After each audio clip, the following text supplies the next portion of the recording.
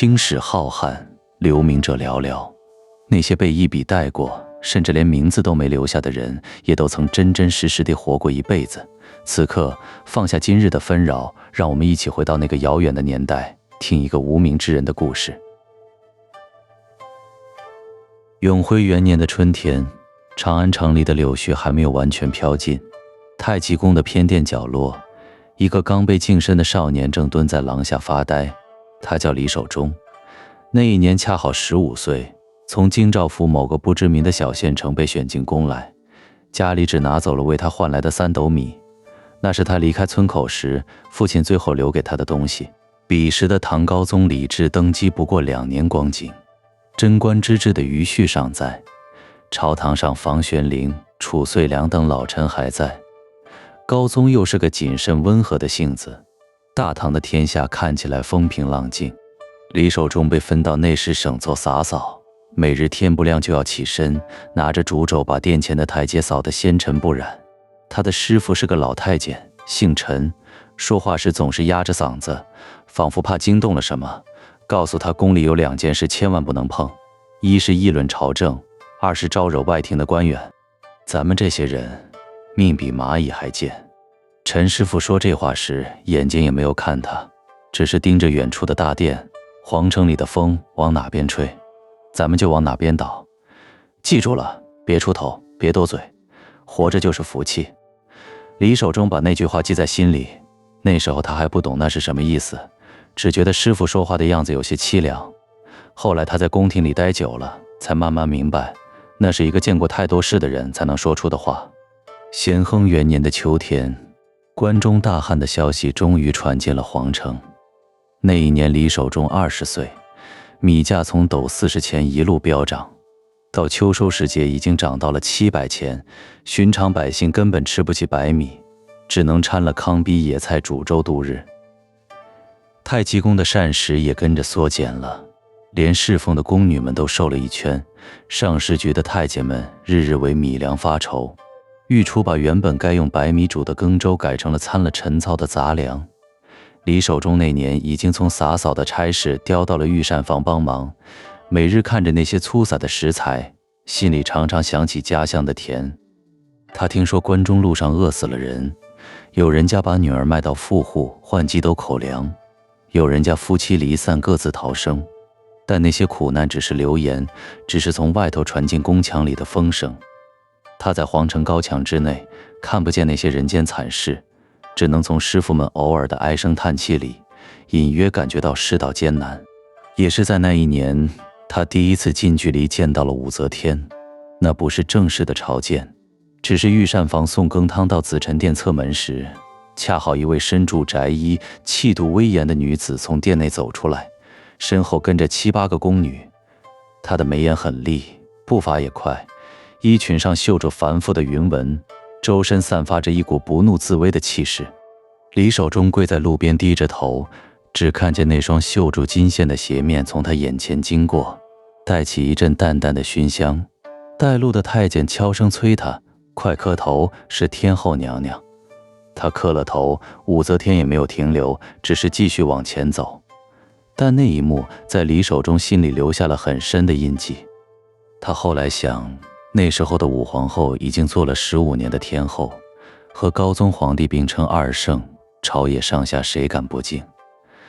他的眼神里有一种东西，是他在其他嫔妃身上从来没有见过的，那是一种看透了一切、掌控一切的从容。咸亨年间，武则天已与高宗并称2圣，微服之柄震动朝野。中书门下的大小政务多半要先禀报天后，才能呈到御前。高宗皇帝的身体本就不好，风眩症时常发作，朝政大事渐渐都落在了天后手里。尚书省的官员们每日小心翼翼地捧着奏章前来，又小心翼翼地捧着诏令离去，谁也不敢有半点差池。宫里的人私下议论，说如今朝堂上的风向全看天后那一边。上元元年，李守忠25岁，已经在宫廷里待了整整10年。他不再是那个扫地的少年，而是被提拔到了太子东宫的殿外做值守。那一年，唐高宗风眩病发作得格外厉害，天后便顺理成章地开始协助处理朝政。每次送膳到紫宸殿时，李守忠总看见天后坐在珠帘后面，与大臣们议论政事，而高宗皇帝有时并不在场，偶尔在场也是沉默地听着，仿佛一切都由天后做主。宫里的规矩他渐渐都懂了，什么品质该站在哪里，什么时辰该当什么差，什么话该说，什么话不该说，他都一清二楚。他的师父陈师傅在他30岁那年病死在侧殿的角落里，死前握着他的手，让他记住那句话：皇城里的风往哪边吹，他就往哪边倒。李守忠含着泪答应了，把师父埋在了皇城西墙外的异地里，连块墓碑都没有。永淳2年腊月，洛阳皇城响起了沉重的丧钟。唐高宗李治驾崩于东都洛阳，遗诏太子李哲即位，是为唐中宗。武则天被尊为皇太后，临朝称制。消息在洛阳皇城传开时，李守忠那年33岁，正在东宫外值守。他跪在冰冷的台阶下，听着那悠长的丧钟声一下一下地敲，心里说不出是什么滋味。他见过高宗皇帝，那是个面目和善的人，偶尔从大殿里走出来时，会看一眼站在廊下的太监宫女，眼神里有几分寻常人的温柔。如今这个人死了，皇城里的风又要变方向了。新皇帝李哲即位不足2月，便被武太后废为庐陵王，另立豫王李旦为帝，是为睿宗。睿宗皇帝住在洛阳皇城的别殿里，终日不问朝政，大权悉数归于武太后。那时候宫廷里人事大换血，中宗身边的旧臣被清洗了一批又一批，新皇帝身边的侍从一夜之间全部换成了武太后的人。李守忠看着那些熟悉的面孔一个个消失，心里注视害怕了好一阵子。后来他想明白了，陈师傅说的对，他只是一粒尘埃，风往哪边吹，他就往哪边倒，别去想那些多余的事。4圣元年，徐敬业在扬州起兵，打着匡复庐陵王的旗号反对武太后。消息传到皇城时，整个洛阳皇城的气氛一下子紧张了起来。宫门口的侍卫多了1倍，所有人的腰上都配了刀，连太监们说话都压着嗓子。代班的太监嘱咐他们，谁也不许出宫，谁也不许传话，谁要是多嘴，明日就送到大理寺去。徐敬业的军队很快就溃散了，但武太后的清洗才刚刚开始。他在朝中大兴密告之风，鼓励臣民互相告发叛逆。洛阳城中家家户户互相提防，许多人家一夜之间家破人亡。李守忠听说光是洛阳城中被处决的人就多达数百，街市上空荡荡的，连狗都不敢叫。他把自己埋在值守的差事里，日日谨慎，处处低调，生怕惹祸上身。师傅教的道理，他这回算是真正懂了。垂拱4年，琅琊王李冲在山东起兵，越王李真在豫州回应，两路兵马声势浩大，却都在1个月内被武则天派出的30万大军镇压下去。事后，武太后下令将李唐宗室诸王全部诛杀，流放的流放，幽禁的幽禁，朝堂上为之一空。那一天，李守忠正好被派去给睿宗皇帝送膳食。他走到殿门口时，看见睿宗皇帝独自坐在殿中，眼睛盯着窗外的某处，脸上没有一点表情。他的身边一个太监也没有，只有窗外的风吹动着帘幔，沙沙作响。李守忠把食盒轻轻放在案几上，正要退出来，睿宗皇帝忽然开口了：“你叫什么名字？”他愣了一下，连忙跪下磕头：“回陛下，奴才叫李守忠。”睿宗皇帝没有再说什么，只是点了点头，又转回去看着窗外。李守忠退出来时，心里有一种说不出的滋味。他想，眼前这位皇帝虽然住在皇城里，却连自己的性命都不能保，比外面那些流民还要孤苦。他忽然想起师傅的话：皇城里的风往哪边吹，咱们就往哪边倒。可是谁在承受那风呢？是那些坐在龙椅上的人，还是他们这些被风吹倒的人？天寿元年的9月，洛阳城里的牡丹开得正盛，但没有人有心思去看花。武则天在洛阳接受了群臣的劝进，改国号为周，改元天寿，正式称帝。她成为了中国历史上第一位也是唯一一位女皇帝，定洛阳为神都，开始了大周的天下。那一天，洛阳皇城的正门洞开，礼官唱念住冗长的祝词。武则天身穿皇帝的衮冕，在万民朝拜声中登上那座至高无上的玉座。李守忠站在殿外的台阶下，和其他太监一起跪伏在地，山呼万岁。他的额头抵着冰冷的石板，听见那个声音从头顶传来，平身。他站起来的时候，膝盖有些发软，心里有一种说不出的滋味。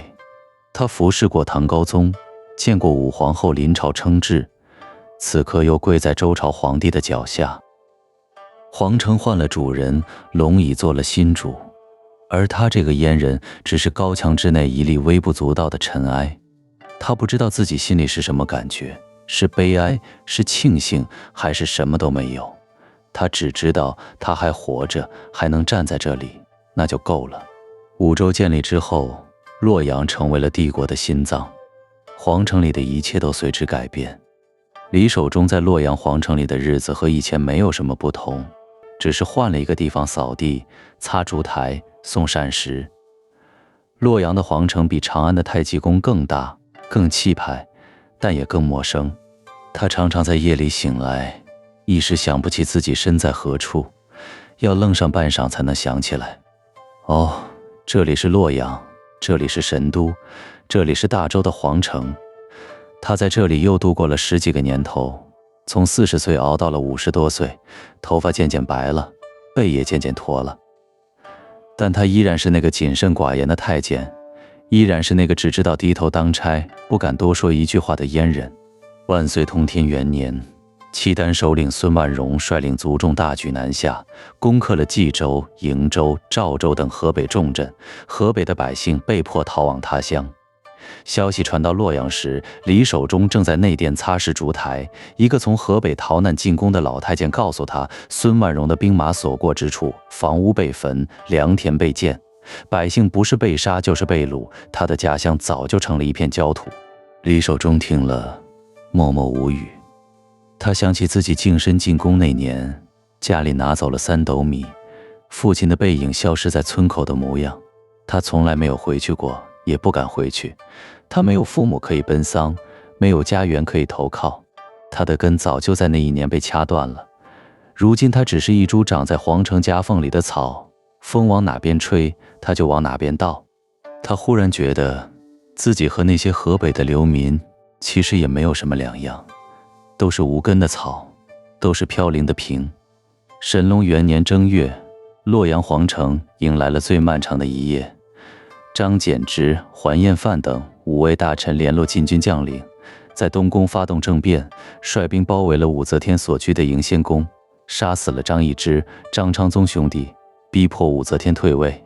皇太子李哲在群臣簇拥下步入迎仙宫，接受了武则天的禅让，重新登基为帝。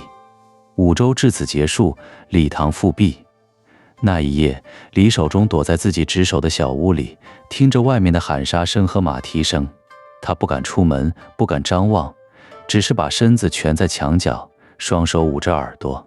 窗外的火光把窗纸映得通红，一会儿是喊杀声，一会儿是哭喊声，又一会儿是整齐的脚步声。他不知道外面发生了什么，但他知道又一次改朝换代了。他想起师父的话，心里反而平静了。风又来了，往哪边吹，他就往哪边倒。天亮的时候，政变已经结束，士兵们在宫中列队走过，刀枪上还沾着血迹，空气中弥漫着一股焦灼的气味。李守忠小心翼翼地推开门，看见大殿的台阶上站着几位大臣，正在商量什么。他的耳朵里隐约听见武则天退位李唐这些字眼，心里想着，果然又变天了。武则天被软禁在上阳宫，失去了所有的权利。她在政变后的10个月病逝于该处，遗诏去帝号，以皇后身份葬于乾陵。消息传到皇城时，李守忠正给中宗皇帝送茶，他看着那位新皇帝坐在太徽殿的龙椅上，脸上的神情竟有些恍惚，像是不敢相信眼前的一切是真的。李守忠那年55岁，在宫廷里度过了整整40年。他服侍过3位皇帝，唐高宗李治、睿宗李旦、中宗李哲，又见过一位女皇帝的登基与覆灭。他的大半生都在五洲的旗帜下度过，此刻又回到了李唐的天下。他不知道自己是该庆幸还是该茫然，只知道活着就是好的。师父说的对，只要活住就什么都好。中宗复位后，朝廷再度迁回长安。景隆4年6月，长安皇城再次响起了杀声。中宗皇帝被韦后和安乐公主毒杀的消息传来时，李守忠正在偏殿里打扫，外面忽然乱了起来，喊杀声、哭喊声、兵器碰撞声混成一团。他立刻关上门，躲到柱子后面，心里又紧张了起来。怎么又来了？这才过了几年。韦后企图效仿武则天临朝称制，却在仓促之间被太平公主与临淄王李隆基联手发动的唐隆政变击败。韦后惊慌中企图逃往飞骑大营，在飞骑夹城被斩首。安乐公主则是在内廷偏殿正对着铜镜描眉梳妆时，被破门而入的士兵一刀砍倒，铜镜哐当一声摔落在地，沾满了温热的鲜血。整个政变从爆发到结束不过2日。韦后、安乐公主及其党羽数十人被斩杀于大明宫夹城与内廷偏殿，尸体陈列于太极宫外示众。整个太极宫的血腥味过了好几天才散尽，空气中那股铁锈般的气味让人作呕。李守忠那年60岁，已经是太监中的老资历了。那一夜他又躲在小屋里，和11年前神龙政变时一样，只是把身子蜷得更紧。他不敢去看外面的情形，只是蜷在墙角，听着那些喊杀声和哭喊声，心里想着，这皇城里的风什么时候才能停呢？唐隆政变后，睿宗李旦第2次即位，太平公主以拥立之功干预朝政，权倾一时。她在朝中安插了大量亲信，左右尚书省的人士，一时间权势滔天，连睿宗皇帝都要让她3分。3年后，先天2年，李隆基即位为帝，是为唐玄宗。太平公主不甘失败，密谋废立，被唐玄宗先发制人，与窦怀珍等人一同被诛杀于府中。李守忠那年63岁，亲眼看着太平公主的党羽被一网打尽，看着那些曾经权倾一时的官员们被士兵押出皇城问斩。他站在殿外的台阶下，低着头数着地上的方砖，心里平静得像一潭死水。他见过太多这样的场面了，太多的人上来，太多的人下去，而他自己只是站在旁边看着，等着，然后继续活下去。师父说的对，皇城里的风往哪边吹，他就往哪边倒。他从来不敢顶风而立，也从来不敢逆风而行。开元盛世就这样开始了。唐玄宗是一个有为的君主，他励精图治，重视农桑，整顿吏治，使得大唐的国力蒸蒸日上。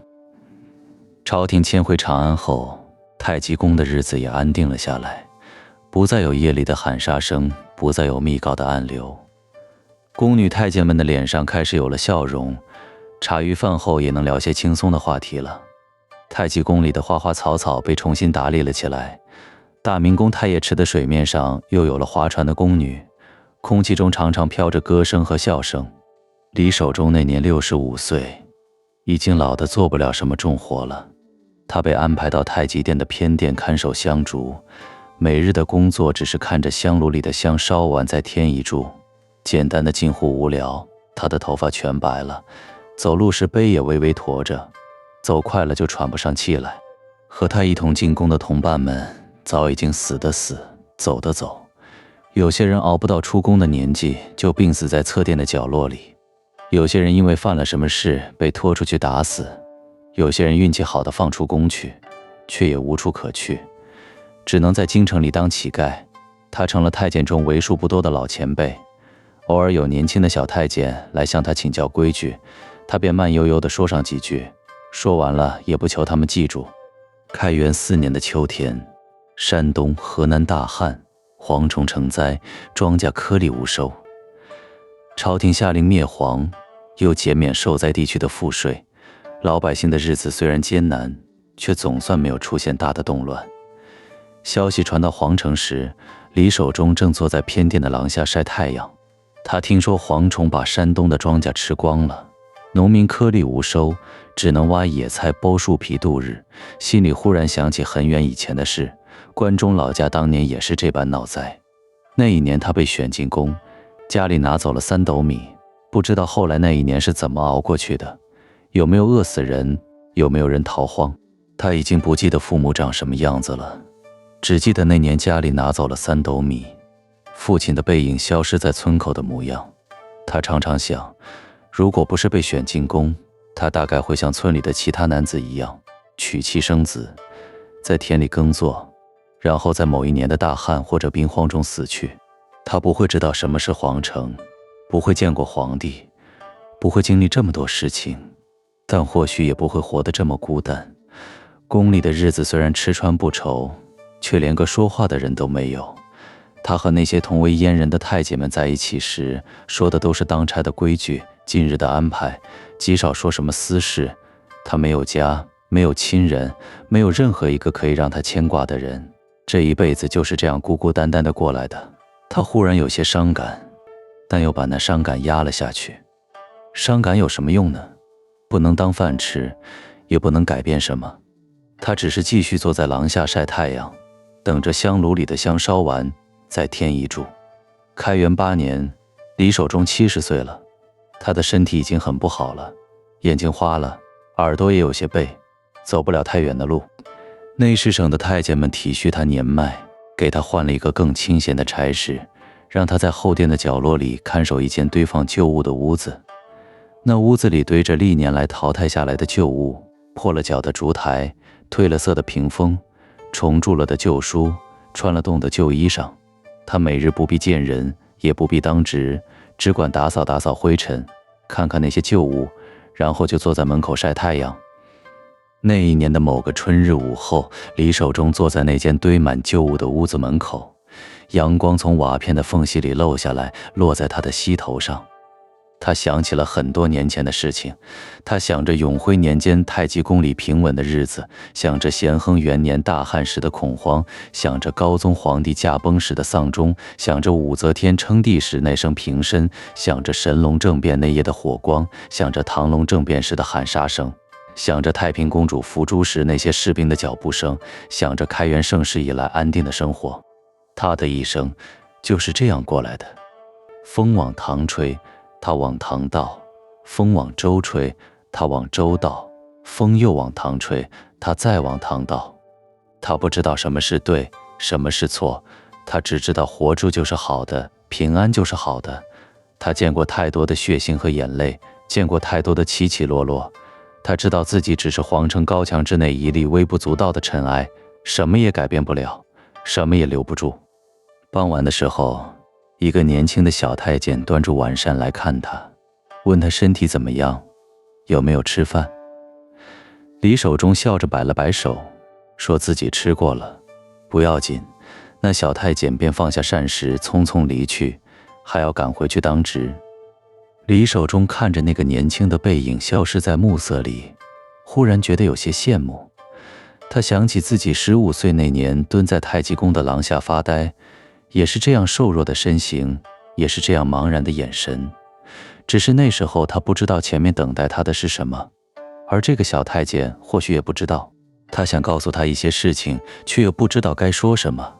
说皇城里的风往哪边吹就往哪边倒，说活着就是好的，平安就是好的。这些话说了又有什么用呢？那小太监还年轻，还有自己的路要走，而他的路早就走到头了。夜里的风吹进屋子，带来一阵凉意。李守忠把薄被拉到胸口，闭上了眼睛。他已经很老了，老到很多事情都记不清了，老到连皇帝长什么样子都要想半天。但他想，他这一生虽然卑微，虽然无名，却也算见过了大世面。他见过皇帝登基，见过皇朝更迭，见过血与火，也见过太平盛世。他在皇城的高墙之内度过了一生，像一粒尘埃一样微小，像一棵墙角的草一样卑微，但墙角的草也是活过的。又过了几个月，李守忠在一个寻常的清晨里没有再醒过来，他走得很安静，没有惊动任何人。是第二天送膳食的小太监发现他已经僵硬的身体，他躺在他自己的床上，薄被拉到胸口，眼睛闭着，嘴角似乎还有一丝笑意，像是做了一个好梦。内侍省的人把他的名字登记在册，找了一块空地把他埋了，没有墓碑，没有祭文，只有一抔黄土，和其他死去的太监们埋在一起。他的那些旧物被清理出来，破旧的屏风，穿了洞的衣裳，重铸了的旧书都被扔进了垃圾堆里，没有人多看一眼。他活过的这70年，正好是大唐帝国最跌宕起伏的一段岁月。他是一个无名的太监，没有做出过任何值得记载的事情，但他见证了武则天从后妃走向帝座，又从帝座跌落。他见证了神龙政变的风云变幻，也见证了开元盛世的徐徐展开。他在皇城的高墙之内度过了一生，像一粒尘埃一样微小，像一棵墙角的草一样卑微，但墙角的草也是活过的。他的名字没有留在任何史书里，但他活过。他的名字没有留在任何史书里，但他活过。晚安，好梦。